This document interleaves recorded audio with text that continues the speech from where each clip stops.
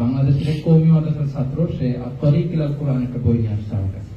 তো বলে যে সাহেব আপনাকে অনেক শুনি, এই বইটার সবক আমি আপনার কাছ থেকে নিতে চাই, মক্কাতে যেহেতু আছে বরকতময় জায়গা, আপনি আমাকে সবক দিয়ে দেন। তাই বললাম ঠিক আছে, খোলার পরে সূরা ফাতিহা থেকে শুরু।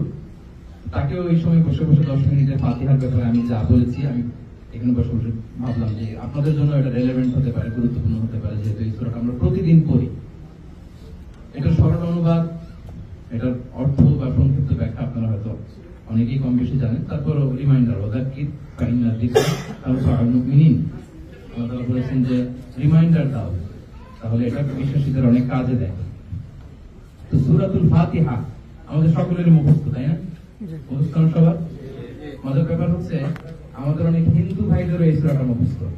একই সোসাইটিতে থাকার কারণে এই যে আমাদের কালিমা তাইয়্যিবা, তারপর সূরাতুল ইখলাস, সূরাতুল ফাতিহা, ছোট ছোট দোয়া, কালাম, দুরূদ, এগুলো আমাদের অনেক হিন্দু ভাইরাও পারে, আলহামদুলিল্লাহ। তো সূরা ফাতিহা আমরা কে কবে মুখস্থ করেছিলাম জিজ্ঞেস করলে অনেকেই বলতে পারবেন না, কারণ এটাই শুনতে শুনতে মুখস্থ হয়ে যায়। বাসায় যখন আব্বা তেলাওয়াত করে, দাদা তেলাওয়াত করে, মসজিদে যখন শুনতে শুনতে ছোট ছোট বাচ্চারাও কি সূরাতুল ফাতিহা পারে। তো এটা কোরআনের একেবারে শুরুতেই, আপনি কোরআন খুললেই সর্বপ্রথম যে সূরাটা আমরা পাই সেটা হচ্ছে সূরাতুল ফাতিহা। এজন্য এটাকে বলা হয় প্রিফেস অফ দ্য বুক, কোরআনের একেবারে ভূমিকা। এবং পুরো কোরআনে আল্লাহ তাআলা যে বার্তাগুলো আমাদেরকে দিয়েছেন সেটাকে সংক্ষিপ্ত করে আল্লাহ তাআলা সূরাতুল ফাতিহার ভিতরে ঢুকিয়ে দিয়েছেন। ব্যাপারটা অনেকটা এমন যে সূরা ফাতিহার ব্যাখ্যা করলে পুরো কোরআন হয়ে যায়, আর পুরো কোরআনের সার নির্যাস বের করে আনলে এটা সূরা ফাতিহা হয়ে যায়। এবং এটা প্রথম সূরা যেটা একবারে নাযিল হয়েছে এট এ টাইমে। এর আগে যে সূরাগুলো নাযিল হয়েছে এটার আগে এগুলো কিছু অংশ করে প্রথম যে সূরাটা সর্বপ্রথম শুরু থেকে শেষ একবারে নাযিল হয়ে যায়, সেই সূরাটা হচ্ছে সূরাতুল ফাতিহা। এই সূরার অনেক নাম আছে, আপনারা জানেন যে উম্মুল কিতাব, এটা কোরআনের একেবারে কেন্দ্রবিন্দু, অর্থাৎ এখানে যা আছে পুরো কোরআনে তা আছে। তারপর ফাতিহাতুল কিতাব, সূরাতুল ওয়াফিয়া, সূরাতুল শিফা। এই সূরাকে খণ্ডিত করে পড়া যায়, পড়লে একবারই পড়তে হয়। এবং আল্লাহ মুসা ইসলাম এই সূরা পড়ে রুকিয়া করতেন। আমরা যখন অসুস্থ হয়ে যাই তখন আমরা সূরা ফাতিহা পড়ে কি করব? রুকিয়া করব। এটা এগুলো করেন তো আপনারা, না? ফরজ সালাতের পর আয়াতুল কুরসি পড়া, তারপর ফজরের পর, মাগরিবের পর বিছানায় ঘুমোতে যাওয়ার আগে আল্লাহ মুসা ইসলাম 3 কুল পড়তেন। কুল আস-সালাস, সূরাতুল ইখলাস, সূরাতুল ফালাক, সূরাতুল নাস পড়ে হাতের মধ্যে ফু দিয়ে মাথা থেকে পা পর্যন্ত যতটুকু সম্ভব হতো উনি মাসাজ করতেন এরকম। এবং আমাদের আয়েশা রাদিয়াল্লাহু তাআলা আনহা উনি কখনো অসুস্থ হলে ওনাকেও বলতেন তুমি এমনটাই করো। এই প্র্যাকটিস গুলো যেন আমরা ডেইলি রুকিয়া বা ডেইলি যে ওয়াজিফা, এগুলো যেন রেগুলার যেন আমরা করি। বর্তমান সময়ে আমাদের কাছে অনেক কেস এরকম আসে যে কোনোভাবেই তার অসুস্থতা যায় না, কোনো ট্রিটমেন্টেই যায় না, এবং কোনো টেস্টই ধরা পড়ে না কি রোগ। তার মানে ব্ল্যাক ম্যাজিক করা থেকে শুরু করে, নজর থেকে শুরু করে, এই জাতীয় রোগে, এই জাতীয় সমস্যা অনেকেই আক্রান্ত। এগুলো থেকে পরিত্রাণের জন্য এই সূরাগুলো পড়ে আমাদের রুকিয়া করা উচিত। বিশেষ করে সূরাতুল শিফা, সূরাতুল ফাতিহাকে বলে সূরাতুল শিফা, আমরা এই সূরাটা পড়ে জন্য রুকিয়া করি বেশি বেশি। প্রিয় ভাইরা, আমি জাস্ট 7টি আয়াতের সংক্ষিপ্ত মর্মবাণী আপনাদের সাথে শেয়ার করবো। আউযু বিল্লাহি মিনাশ শাইতানির রাজিম। বিসমিল্লাহির রহমানির রহিম। আলহামদুলিল্লাহি রাব্বিল আলামিন। বিতাড়িত শয়তান থেকে মহান আল্লাহর কাছে পানাহ চাচ্ছি, পরম করুণাময় অসীম দয়ালু আল্লাহর নামে শুরু করছি। প্রথমে আল্লাহ তাআলা বলেন আলহামদুলিল্লাহি রাব্বিল আলামিন। সমস্ত প্রশংসা জগৎ সমূহের রব আল্লাহ তাআলার জন্য। আমরা এই যে জগৎটা দেখি, আমাদের দৃশ্যমান যে জগৎ শুধু একটাই না, এরকম অসংখ্য জগৎ আছে, মাল্টি ডাইমেনশনাল ইউনিভার্স। এরকম অনেকগুলো ইউনিভার্স আছে। এইখানে যে নিয়ম চলে ওই ইউনিভার্সের অন্য নিয়ম চলে। এখানে যা আমরা দেখি ওখানে অন্যরকম, অবাক করার কাণ্ড। আমি গত 2 বছর আগে যখন ইউএসএ ছিলাম, ওখানে নাসার যে বড় বড় সেন্টার গুলো আছে সবগুলোতে আমি ভিজিট করেছি। টেক্সাসে একটা আছে, ফ্লোরিডাতে একটা আছে। তো ওখানে দেখায় যে সর্বশেষ লেটেস্ট ওরা কত দূর গিয়েছে, এটার উপর কিছু থিয়েটার হলে ওরা এক্সিবিশন দেখায়। তো ওখানে যত দেখছিলাম অবাক হচ্ছিলাম যে আল্লাহু আকবার, মহাবিশ্বের তুলনায়, গোটা মহাবিশ্বের তুলনায় আমাদের পৃথিবীটাকে একটা ধূলিকণার সাথে তুলনা করা যায় না। মানে compare to the whole universe, our earth is nothing, absolutely nothing. মহাবিশ্বের তুলনায় আমাদের পৃথিবীটা কোনো ম্যাপের মধ্যে আসে না। অর্থাৎ আমাদের গ্যালাক্সি মিল্কি ওয়ের যদি একটি ম্যাপ করেন, আমরা যে গ্যালাক্সির ভেতরে আছি এটাকে বলি মিল্কি ওয়ে, এটার একটা ম্যাপ করলে ওইখানে আপনি মাইক্রোস্কোপ দিয়ে পৃথিবীকে খুঁজে পাবেন না।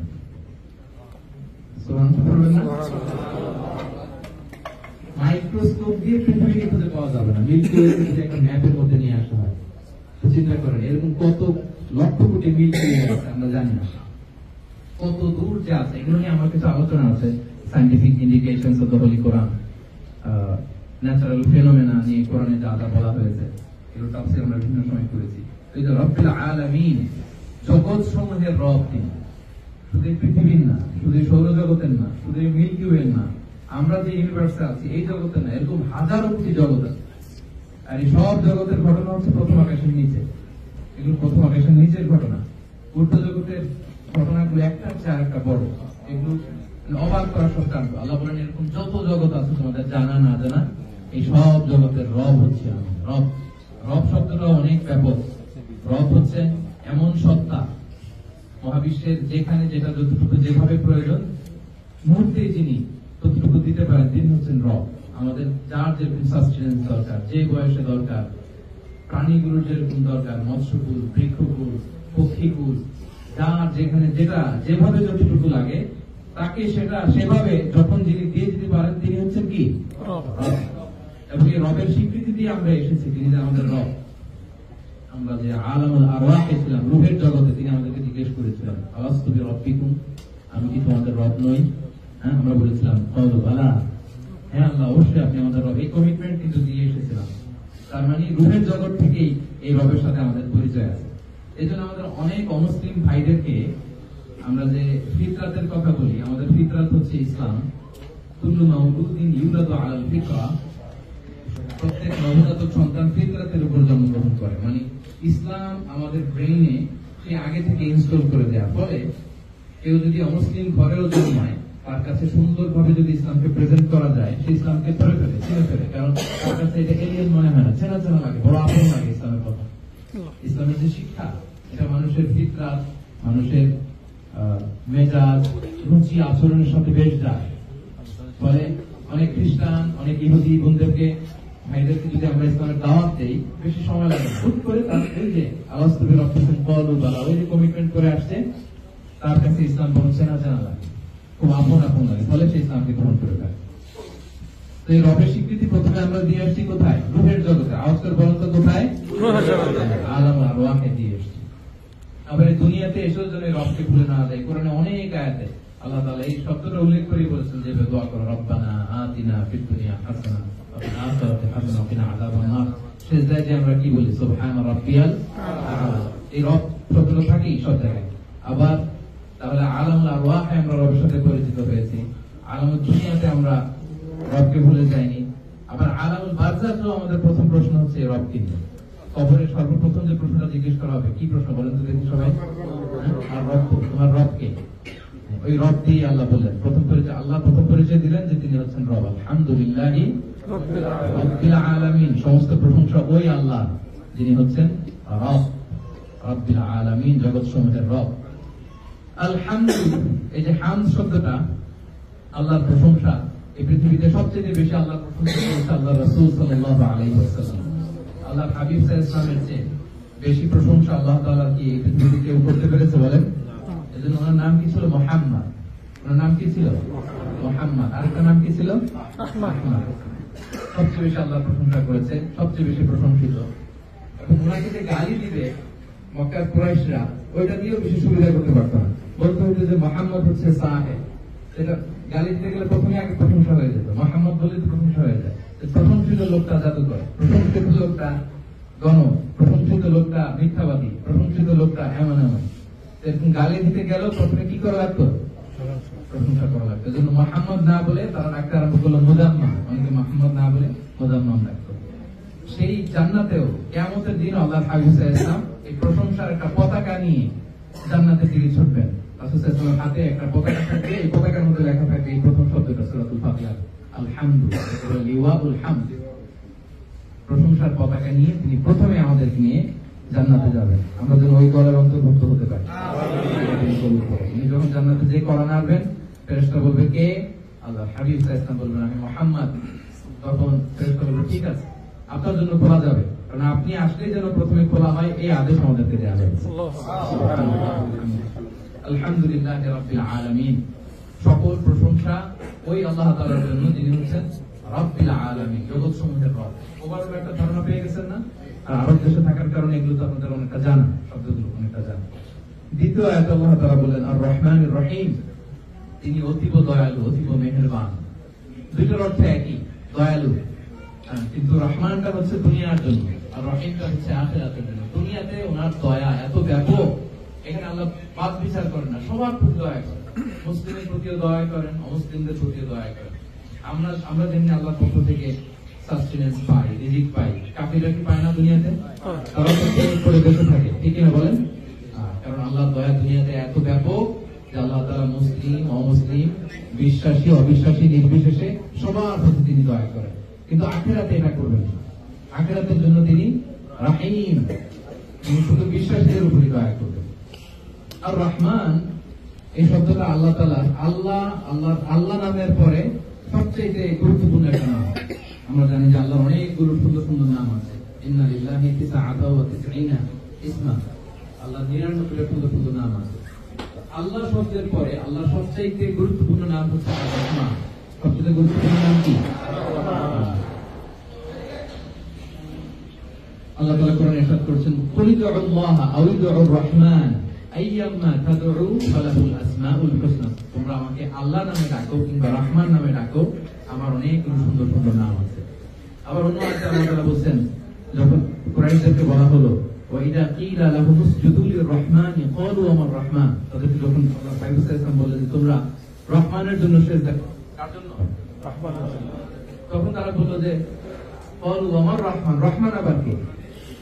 আল্লাহকে আমরা চিনি, রহমানকে তো চিনি না। রহমানকে, এই কথাটা আল্লাহর এত অপছন্দ হলো, ওনার গায়রাতে, আল্লাহ জালালিয়াতের মধ্যে এমন ভাবে এটা লাগলো, আল্লাহ তাআলা তাদের এই কথার বিপরীতে কি রহমান ছিল না, তাদের এই কথার জবাবে আল্লাহ তাআলা রহমানকে চেনানোর জন্য ৭৮ আয়াত বিশিষ্ট আর রহমান নামে একটা সূরা নাযিল করে দিয়েছেন। সূরাতুর রহমান আল্লাহ নাযিল করেছেন। আর রহমান আল্লামাল কোরআন খালাকাল ইনসান আল্লামাহু, রহমান ছিল না তো ছিল, উনি হচ্ছেন এমন ৭৮ আয়াত বিশিষ্ট গোটা একটা সূরা রহমানকে ডিফাইন করার জন্য। তো সেই নামটা আল্লাহ এখানে দিয়েছেন যে আর রহমান আর রহিম, তিনি হচ্ছেন দয়ালু, মেহেরবান। মালিক ইয়াউমিদ্দিন, তিনি ইয়াউমুদ্দিন মানে ফলাফল দিবসের মালিক। একটা দিন আমরা বিশ্বাস করি যে ওটা ইয়াউমুদ্দিন, ইয়াউমুল জাযা, ইয়াউমুল হিসাব, দ্য ডে অফ অ্যাকাউন্টেবিলিটি, জবাবদিহিতার দিন। এটা আমাদের জন্য অনেক বড় একটা রিমাইন্ডার যে একদিন আল্লাহ সুপ্রিম কোর্টের কাঠগড়ায় আমাদেরকে দাঁড়াতে হবে। আমাদের এক টিচার ছিলেন মালিক বাদরি, উনি বলতেন ইফ দেয়ার ইজ নো আখিরাহ then this worldly life would be a joke. আখিরাত যদি না থাকতো তাহলে পৃথিবীটা একটা জোকের মতো হতো, জোক, ফান। আখিরাত থাকতেই হবে, উনি বলতেন যে আখিরাত থাকতেই হবে। এক মানুষ আরেক মানুষের উপর এত জুলুম করলো, এত অবিচার করলো, এটা এমনি এমনি শেষ হয়ে যাবে না, হতে পারে না। এই জন্য দ্য কনসেপ্ট অফ আখিরাহ, এটা আমাদেরকে ভালো থাকার জন্য রিমাইন্ডার দেয়, বারবার আমাদেরকে রিমাইন্ডার দেয় যে না, এখানে আমি কোনোভাবে পার পেয়ে গেল আল্লাহ সুপ্রিম কোর্টের কাঠগড়ায় সেদিন পার পাওয়া যাবে না, এবং ক্ষুদ্রাতি ক্ষুদ্র বিষয় সেদিন মিজানের পাল্লায় দিলে সেটা ওজন হবে, আমি দেখতে পাবো। ফামাইয়া আমাল মিসকালা যাররাতিন খায়রান ইয়ারা ওয়া মাইয়া আমাল মিসকালা যাররাতিন শাররান ইয়ারা। যাররা মানে হচ্ছে অণু পরিমাণ ভালো করলে দেখা যায়, এবং মানুষ সেদিন অবাক হয়ে যাবে, মা লিহাযাল কিতাবি লা ইগাদিরু সাগীরাতান ওয়ালা কাবীরাতান ইল্লা আহসাহা। এটা কেমন আমলনামা, ছোট বড় সব লিখে রাখছে। আমরা অনেক সময় কিছু ছোট ভালো কাজকে বেশি একটা গুরুত্ব দেই না, কিন্তু রাসূল সাল্লাল্লাহু আলাইহি ওয়াসাল্লাম বলেছেন খবরদার, কোনো ভালো কাজ, সৎকর্মকে তুমি ছোট মনে করো না। লা তাহকিরান্না মিনাল মা'রুফি শাইআ ওয়ালাউ আন তালকা আখাকা বিওয়াজহিন তালিক ওয়া বিওয়াজহিন তালকিন। তুমি তোমার ভাইকে দেখলে তুমি যে সালাম দাও বা একটা মুচকি হাসি দাও, এটাও অনেক বড় বেশি দিন দাঁড়াবে। তাবাসসুমুকা ফি ওয়াজহি আখিকা সাদাকা, you smile to your brother, it's a charity. তুমি তোমার ভাইকে দেখে যে মুচকি হাসি দাও, এটা সাদাকা দেওয়ার সওয়াব হবে। অণু থেকে অণু ছোট্ট ভালো কাজও আমি সেদিন দেখতে পাবো, ছোট্ট খারাপ কাজও দেখতে পাবো, এটা আমাদেরকে আশা জাগায়। অনেক সময় দেখবেন যে কিছু সাদা সিধা লোক আছে, আমরা অনেক সময় হয় যে বাজার থেকে কিছু কিনে আনলাম, পরে বলতাম ওরে আমি তো ঠকে গেছি। এমনও কিছু লোক আছে ওদের ঠকছে এটাও বুঝতে পারে।